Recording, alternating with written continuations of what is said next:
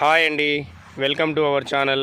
మా ఛానల్ని ఇదే మొదటిసారిగా మీరు చూస్తున్నట్లయితే లైక్ చేయండి, సబ్స్క్రైబ్ చేయండి, మీ దగ్గర మిత్రులకి షేర్ చేయండి.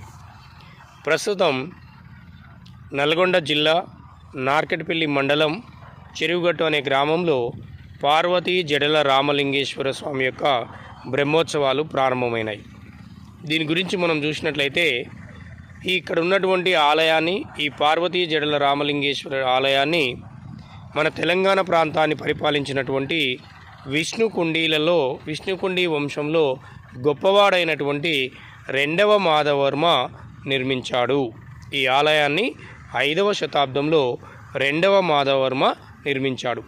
దీంతోపాటు అమరేశ్వర ఆలయము, రామేశ్వర ఆలయము ఇంద్రపాల నగరంలోని, అలాగనే కీసరలోని రామలింగేశ్వర ఆలయాన్ని కూడా ఇతను నిర్మించడం అనేది జరిగింది. అతను యుద్ధంలో విజయాన్ని సాధించిన ప్రతిసారి ఒక లింగాన్ని ప్రతిష్ఠించినట్టుగా మనకు కీసరగుట్టలో ఉన్నటువంటి లింగాలను చూసి తెలుస్తుంది. ఇది తెలంగాణని పరిపాలించినటువంటి పాలకుల్లో శాతవాహనులు, తర్వాత ఇక్ష్వాకులు, తర్వాత 3వ రాజవంశమైనటువంటిది విష్ణుకుండీలు. ఈ విష్ణుకుండీల్లో ఈ 2వ మాధవర్మ పరిపాలన కాలాన్నే వైదిక మతములో, అంటే ముఖ్యంగా హిందూ మతానికి స్వర్ణయుగంగా చెప్తారు. దీన్ని అంటే హిందూ మతాన్ని అత్యంత అభివృద్ధి చేసినటువంటి రాజవంశం విష్ణుకుండీలు. ఎందుకంటే శాతవాహనుల కాలంలో హిందూ మతంతో పాటుగా జైన మతాన్ని, బౌద్ధ మతాన్ని ఆదరించారు.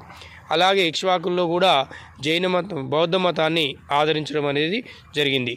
వీరపురుషదత్తుని కాలంలో బౌద్ధ మతం స్వర్ణయుగంగా చెప్పుకున్నాం ఇక్ష్వాకుల కాలంలో. అలాగే విష్ణుకుండీల కాలంలో హిందూ మతం ఉచ్చస్థితికి వెళ్ళింది. హిందూ మతానికి స్వర్ణయుగంగా ఈ 2వ మాధవర్మ కాలాన్ని చెప్తారు. ఈ పార్వతీ జడల రామలింగేశ్వర స్వామి ఆలయాన్ని నిర్మించింది ఎవరు? 2వ మాధవర్మ.